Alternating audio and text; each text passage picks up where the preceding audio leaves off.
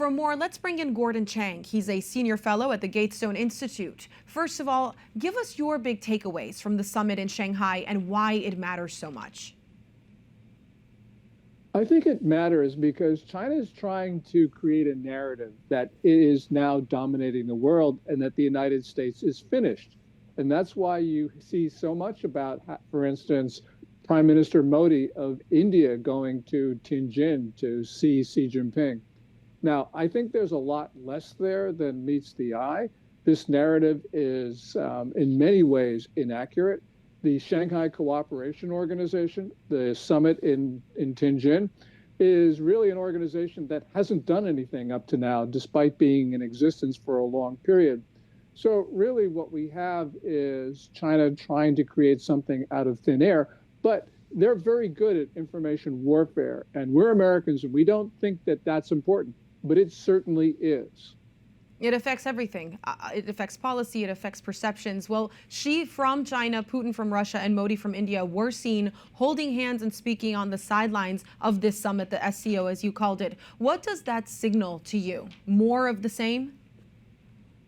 Well, it signals that clearly there is, India is the important one here. I mean, we've known about China and Russia being close partners. And so that's not news. What's news is you got Modi there, because this is his first trip to China in more than 7 years.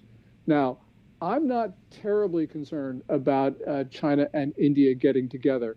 And the reason is that China claims large portions of India as its own. It has a lot of soldiers in the Himalayas on the border pressuring India, and that is the dominant reality. And by the way, the United States helps India to defend itself. But nonetheless, we've had some policies of the Trump administration recently that have been pro-Pakistan, and that certainly has angered New Delhi. And of course, the additional 25% tariff on India for purchasing Russian oil hasn't helped either. Who's the primary audience then for this message, this physical message that they're trying to send? Is it the United States? Not really. I think its primary audience, as with all Chinese foreign policy actions, is the Chinese people. It's to show that the Communist Party is large and in control. The secondary audience will be people around the world, and then we're the target. So yes, there's a little bit of an intimidation in there, but I don't think President Trump is the type to be intimidated by China. So I don't think that the message is going to work in the White House. But nonetheless, China's trying to show the world that it is in control. And, the images are actually quite stark and quite effective. Well, then let's talk about the arrival of North Korean leader Kim Jong-un in Beijing today. Kim and Putin are there to attend China's military parade to commemorate the 80th anniversary of the end of World War II. What does that signify to you? Well, the thing I take away from this is that neither China's regime nor North Korea's regime participated very much in the fighting against the Japanese. Mao Zedong ducked out and let Chiang Kai-shek of the nationalist government do the fighting.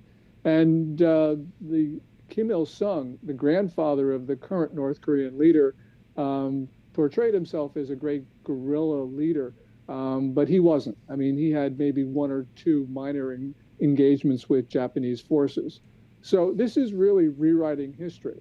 Now, the Russians have certainly a claim for defeating the Axis forces, but not China or North Korea.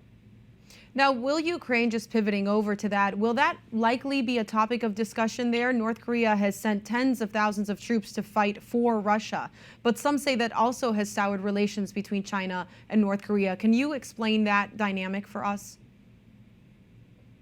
Yeah, that's a great question. A lot of people say, well, North Korea getting close to Russia angers China. I don't think so. Matter of fact, I think China probably masterminded North Korea sending soldiers, artillery shells, and short-range ballistic missiles to Russia. Neither Russia nor North Korea is strong enough to defy China. China supports both of those regimes. And Russia would not be fighting today in Ukraine were it not for Chinese support. And the Kim regime would have failed a long, long, long time ago without Beijing's backing. So I think that basically China loves this. It doesn't want Russia to lose. It certainly wants to reduce its aid to North Korea. And it can do that when North Korea is getting all this money and all this technology from Russia for supplying all of this material and soldiers. So I think Beijing probably masterminded this and is sort of very happy that no one's paying attention to it right now. Well, we'll certainly continue to pay attention to it. But one more question: how does this affect both the gathering and the summit and the relationship between Russia, the North Korean contingent there? How does that affect negotiations between the U.S. and Russia about ceasefire talks? Americans are very invested in the war and in the defense of Ukraine. How should we be viewing all of these various moves and alliances? I think that Russia wants to show that it's got the backing of China and North Korea, and so therefore it's trying to strengthen its bargaining position. We shouldn't be being intimidated by that at all. I mean, we have the ability to stop this war by not only tightening sanctions, but also, more important, enforcing the ones we have. We cut off the flow of money to Russia. There is no war in Ukraine.